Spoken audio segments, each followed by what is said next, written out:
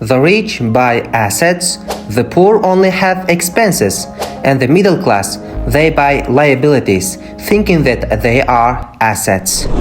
Today, I'm going to teach you the difference between assets and liabilities, and then I'm going to tell you the 3 assets that rich people have.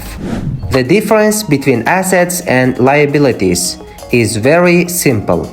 Assets are things that put money in your pocket. Liabilities are things that take money out of your pocket. It's obvious that your goal is to acquire as many assets as possible and as little liabilities as possible. The difference between assets and liabilities are not to be confused. The definition of an asset is very simple in financial accounting. It is anything that can be utilized to produce value, and obviously by value I mean money. Still, many often miss the difference between the two. Here's a classic example. Is a house an asset?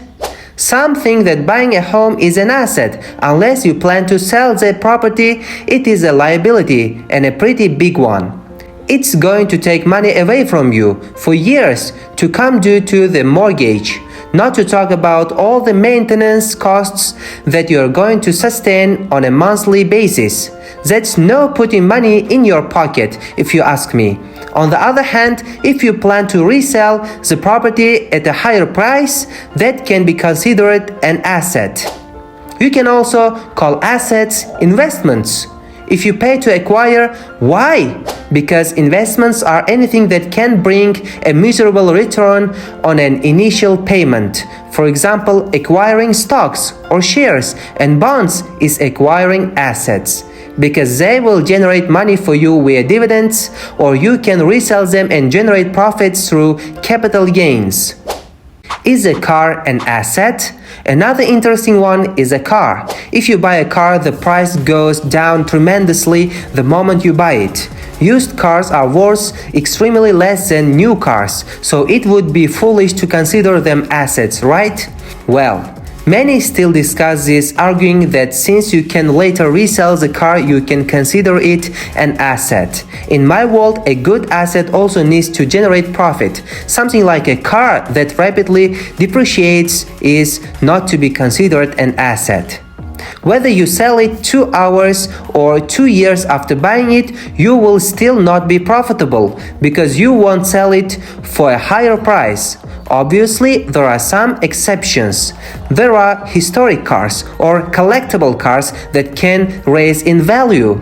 We're not talking about those rare cases. We're talking about what most people buy, which is a day-to-day car to drive for personal purposes. The 3 assets that rich people have. But before, click the thumbs up button if you are already a subscriber of my work. If not, you can click the link below and subscribe to my channel.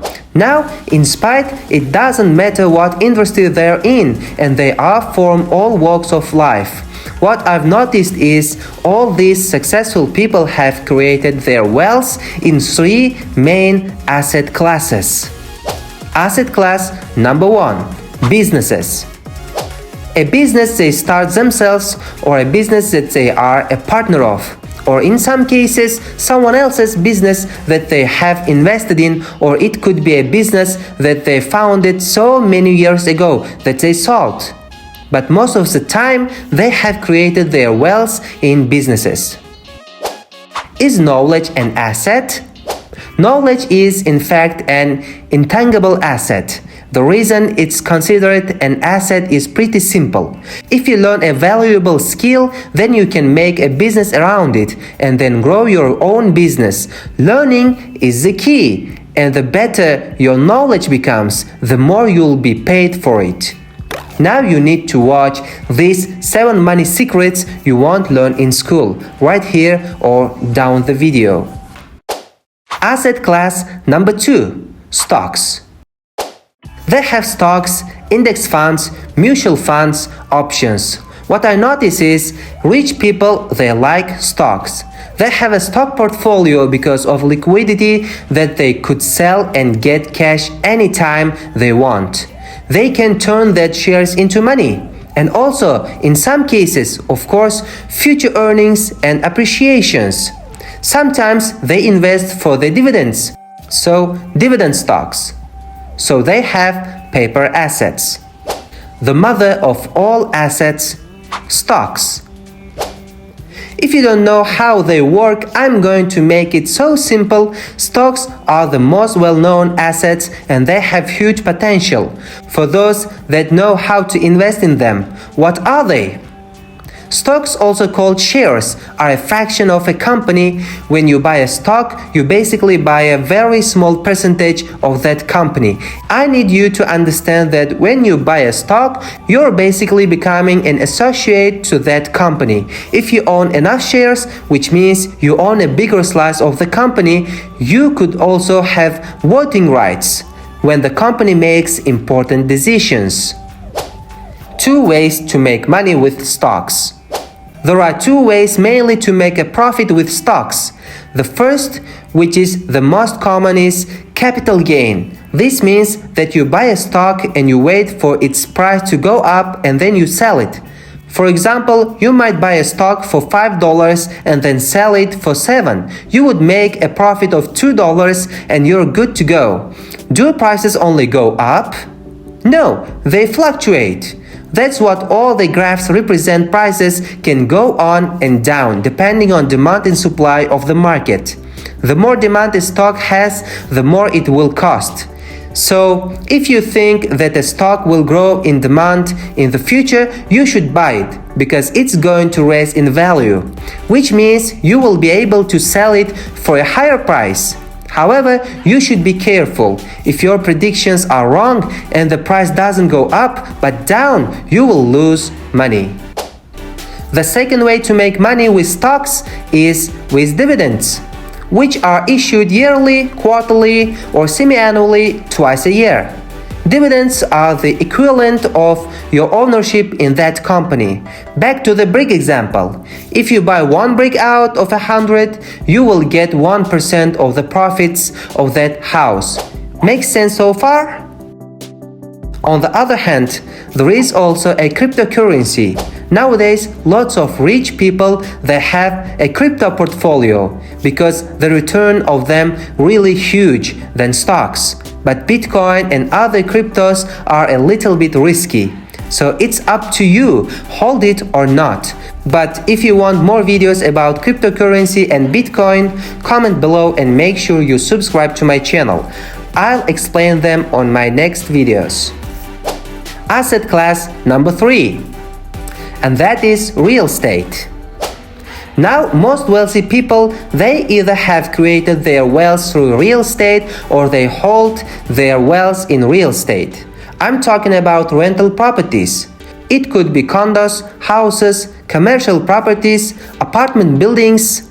There are so many different kinds of real estate. It also could be land that they lease out to farmers or vendors. It could be also the mortgage. We call them notes, papers.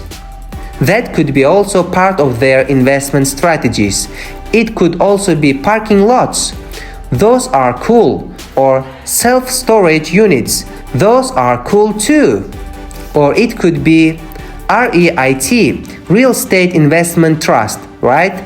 So what I've noticed is they have their money, they hold their wealth in real estate, one form or another. So those are the 3 main asset classes that rich people have. So I want you to ask yourself, what type of assets do you have? Are you working toward acquiring some kind of assets or building some kind of assets? Comment below. Now, when it comes to investing, you want to keep it nice and boring. Don't make it fancy. You want to keep it very, very boring.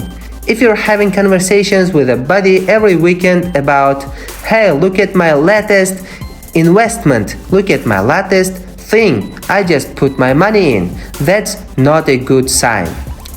You want it to be boring. You want it to be like some stuff. Nothing changes. And a year later, sit down with them and say, yeah, kinda same. That's the best. You want assets that are nice and boring, that just chunks cash flow day in and day out, appreciates and produce cash flow for you. Very, very simple. If this is the first time you are checking out my channel, make sure you hit the subscribe button and turn on the notification. I upload a video every single week just for you. And also comment below. Let me know what are the topics you want.